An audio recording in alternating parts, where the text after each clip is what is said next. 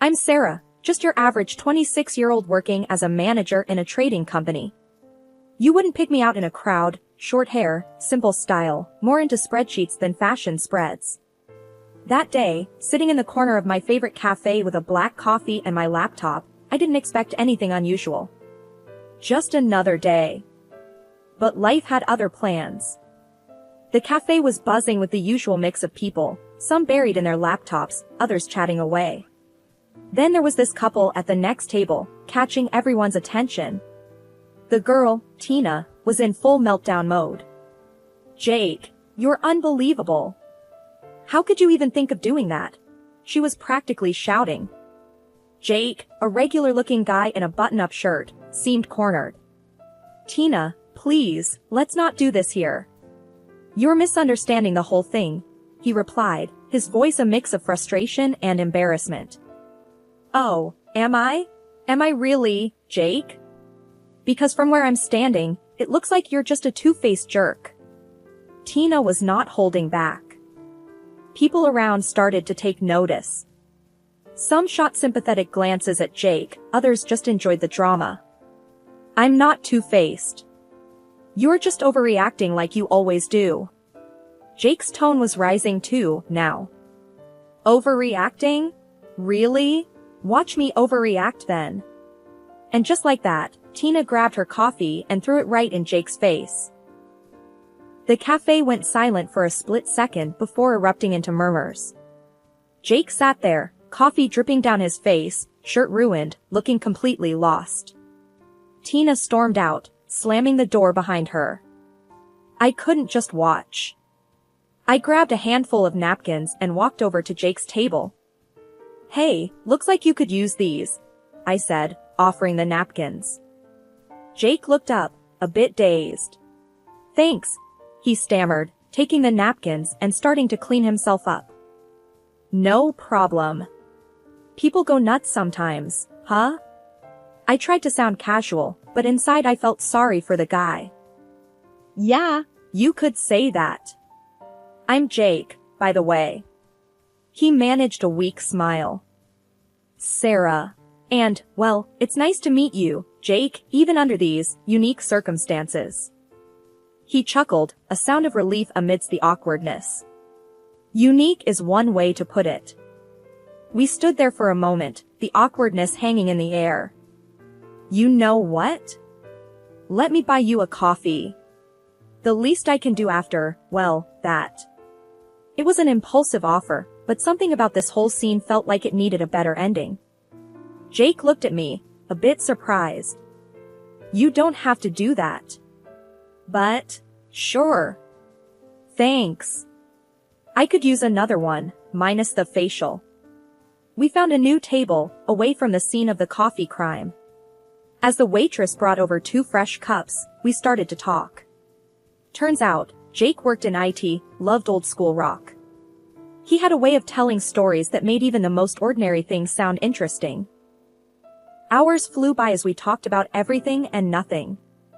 I told him about my job, my love for mystery novels, and my failed attempts at gardening.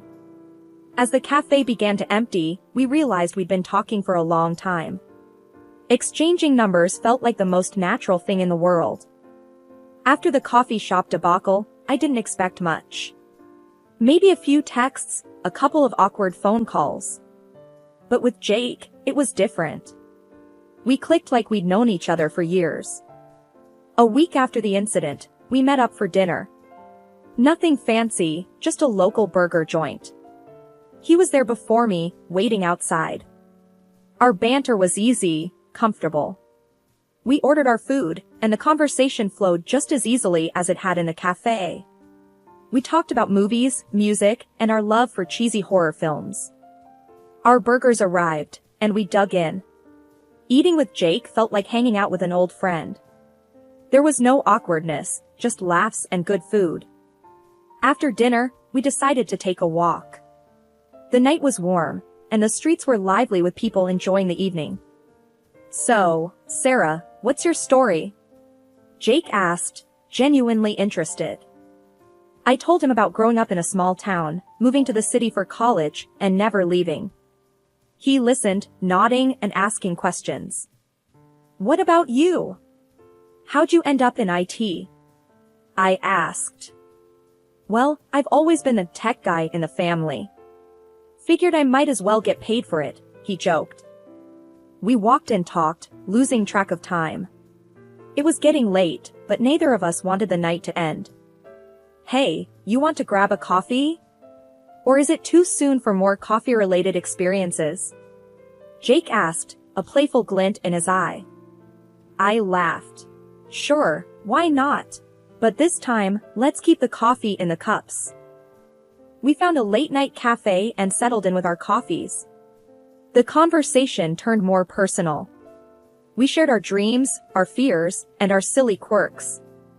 I never thought I'd meet someone like you, especially not in a situation like that, Jake said, his tone serious for a moment. Life's weird. You get coffee thrown at you one day, and the next, you're here with someone who gets you, I replied, feeling a connection I hadn't felt in a long time. As the night turned into early morning, we finally said our goodbyes. Walking home, I couldn't help but feel excited about what the future might hold. Jake wasn't just a guy I met in a cafe, he was someone special, someone who could be a big part of my life. After a few months of dating Jake, it was time to meet his parents. I wasn't exactly thrilled about it. Meeting the folks is always a bit of a gamble. Jake kept saying they were a bit old-fashioned, but I didn't expect what was coming. The drive to their place was filled with Jake's attempts to prep me. Just ignore any weird comments my mom makes. She's unique, Jake said, glancing at me with an apologetic smile. Unique, huh? That's one way to put it. What should I expect? I asked, feeling a bit uneasy. You know, the usual. Overprotective mom stuff. She might throw in a few odd questions. Just roll with it, he replied. We pulled up to a neat little house with a well-kept garden. It looked welcoming enough. Jake's dad, Mr. Henderson, greeted us at the door. He was a tall, gentle-looking man with a warm smile. Jake, Sarah, welcome. We're so glad you could come. Please, come in, he said, ushering us inside. The living room was cozy, filled with family photos and knickknacks. Then I saw the bookshelf. It was packed with all sorts of books on esotericism, mystical stuff, and one that caught my eye, How to Recognize a Witch. Odd choice for light reading. Jake's mom, Mrs. Henderson, came in from the kitchen. She was a stern-looking woman with sharp eyes that seemed to size me up the moment she saw me. So, you're Sarah. Jake's told us so much about you, she said, her tone polite but cold. Nice to meet you, Mrs. Henderson. Jake's told me a lot about you too, I replied, trying to sound cheerful. We sat down for dinner, and that's when the real fun began. Mrs. Henderson was like a sniper, her comments sharp and targeted. I see you like to keep your hair short, Sarah. Is that for convenience, or are you making a statement? She asked, eyeing my haircut. I was taken aback but managed to reply, oh, just for convenience. Easier to manage, you know? I see. I always believed a woman's hair was her crown, she said, almost dismissively. Jake's dad tried to change the subject. So, Sarah, Jake tells us you're in trading. That must be interesting. Yeah, it's pretty engaging. Markets are always changing, keeps me on my toes, I said, grateful for the change in topic. The conversation moved to safer grounds for a while. But Mrs. Henderson wasn't done yet. So, Jake, what happened to that nice girl you were seeing before? The lawyer, what was her name? Tina? She turned to Jake, a pointed look in her eyes. Jake choked on his water. Mom, I'm with Sarah now. Tina is in the past. Oh, I'm just making conversation. No harm meant, Mrs. Henderson said, but her tone said otherwise. Dinner continued with a few more jabs from Mrs. Henderson. By the time dessert came around, I was ready to bolt out the door.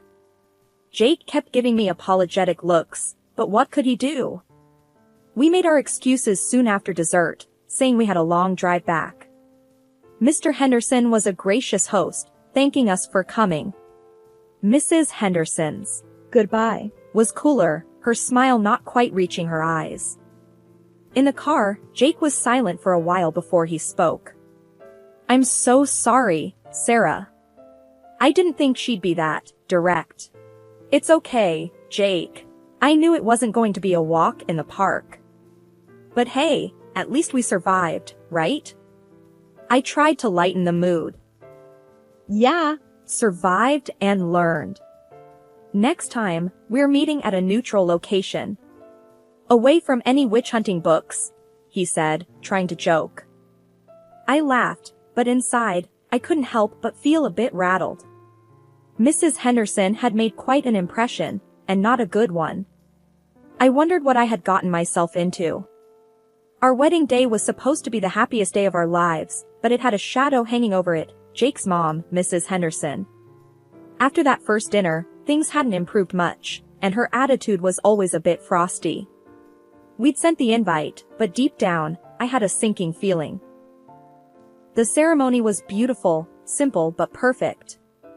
We had it in a small garden, just close family and friends. But as I walked down the aisle with my dad, I couldn't help but notice the empty seat where Mrs. Henderson should have been. Jake noticed too, I could see it in his eyes. After the ceremony, during the reception, Jake pulled me aside. "Hey, I just wanted to say, I'm sorry my mom didn't show. I know it means a lot to have everyone here," he said, his voice tinged with disappointment. I took his hand. "Hey, it's okay. Today's about us, remember? Not who's not here. Let's just enjoy our day." He smiled, but I could tell he was hurt. "You're right. Let's make the most of it." The rest of the evening went by in a blur of congratulations, dancing, and laughter. But there was a moment, just before the cake cutting, when Jake's dad, Mr. Henderson, came over. "Sarah, Jake, I just want to apologize for my wife's absence. I know it's not ideal, but please know, she wishes you well," he said, his eyes sincere. "We appreciate that, Mr. Henderson." "Thank you for being here," I replied, trying to keep the mood light. "Call me John, please. And I wouldn't miss this for the world. You two are perfect for each other," he said, giving us both a warm smile. Despite the snub from his mom, our wedding day was everything I'd hoped for. It was the start of our new life together, just me and Jake, against whatever the world threw at us. And I couldn't have been happier. A few weeks into our married life, Jake and I had settled into our cozy apartment. Life was smooth until an unexpected invitation arrived from Jake's mom, Mrs. Henderson, for a dinner at their place. Considering her absence at our wedding, this was a surprise.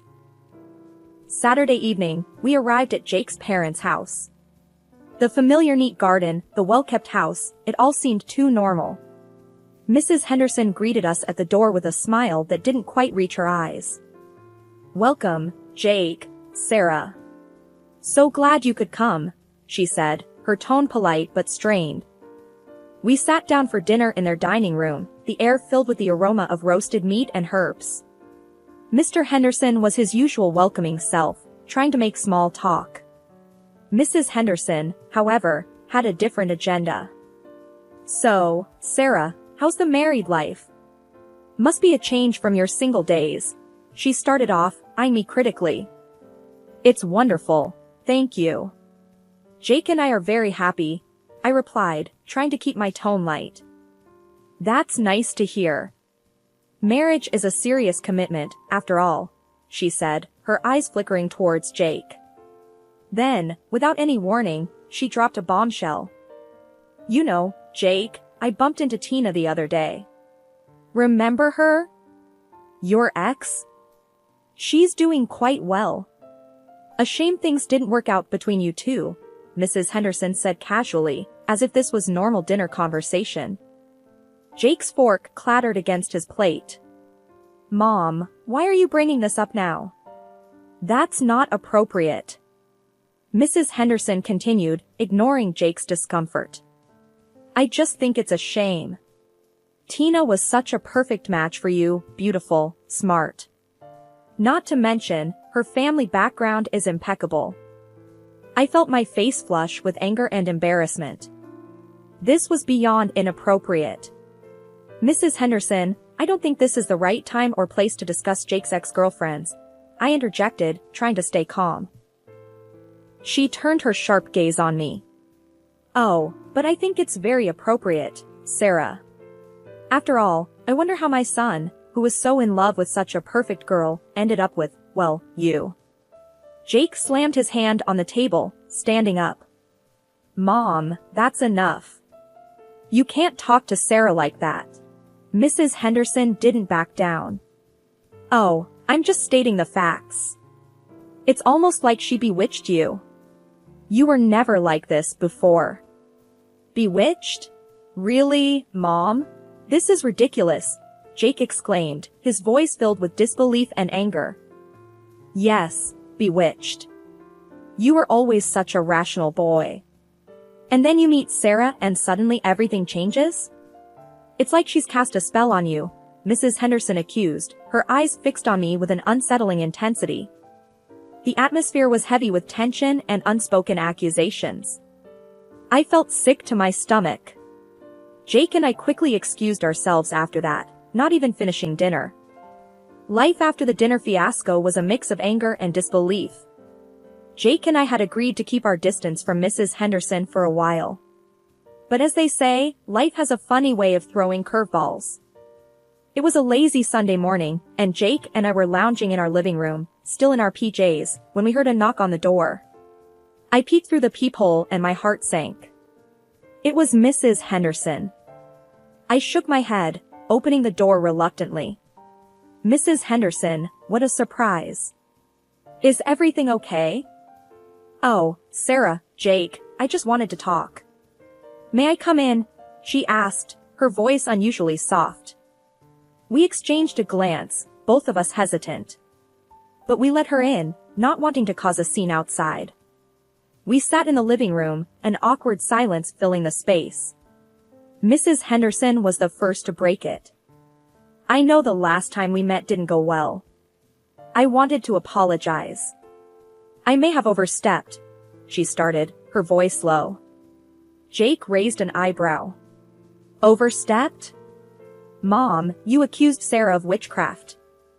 I know, and I'm sorry. It's just, I worry about you, Jake. You're my son. And Sarah, I may have misjudged you, Mrs. Henderson said, looking at me. I wasn't sure if I bought it. Misjudged? Mrs. Henderson, you called me a witch and suggested Jake go back to his ex. She nodded, her eyes on her lap. I know, and I regret it. I want us to start over, be a family. Jake sighed, running a hand through his hair. Mom, it's not that simple. What you said hurt both of us. It's going to take time to get past that. I understand. I just want you to know, I'm willing to try. For the sake of our family, she insisted, her voice earnest. We talked for a bit longer, the conversation strained but polite. Mrs. Henderson kept saying she wanted to make things right, but something about it didn't sit well with me. It all felt a bit too rehearsed. As the day went on, I couldn't shake off a nagging feeling. Something about her visit didn't add up. It was too sudden, too out of the blue. And then I noticed it, my favorite comb was missing, and so was the handkerchief I kept on the dresser. It struck me as odd, but I brushed it off as being forgetful. In the weeks following Mrs. Henderson's odd visit, a peculiar pattern emerged. She started calling me regularly, which was strange in itself, given our strained relationship. But it was the nature of her inquiries that really unsettled me. One evening, while I was preparing dinner, my phone rang. Seeing Mrs. Henderson's name on the caller ID, I braced myself for the conversation. Hello, Mrs. Henderson, I greeted, trying to keep my tone neutral. Sarah, dear, how are you feeling? Everything okay, with your health? Her voice carried an unusual note of concern. Yes, I'm fine, thank you.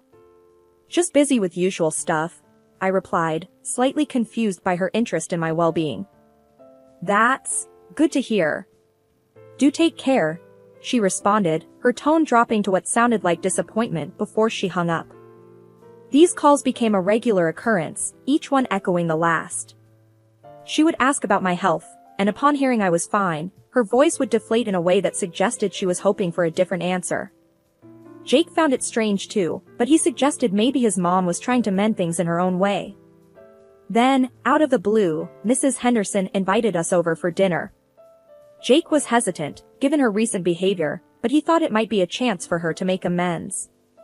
We arrived at their house on a cool Friday evening. Mrs. Henderson greeted us at the door with a polite smile, but I noticed a tense look in her eyes.